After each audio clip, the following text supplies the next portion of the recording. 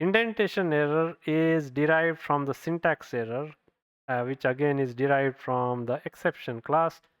Here, what we have is the print statement that we had earlier, we have seen earlier, or except with one difference, that there is a space before the word print, and that is the space that is not needed. We do not need any spaces there, and that's what is raising the indentation error.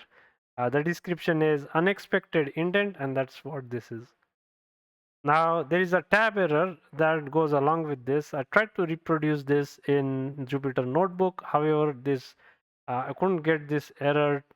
What this error is trying to say is you cannot have a mixture of spaces and tabs to indent any line of code. So if you have for loop in the block, if you use a tab and space, it generally recommended that you just use one and not mix the two.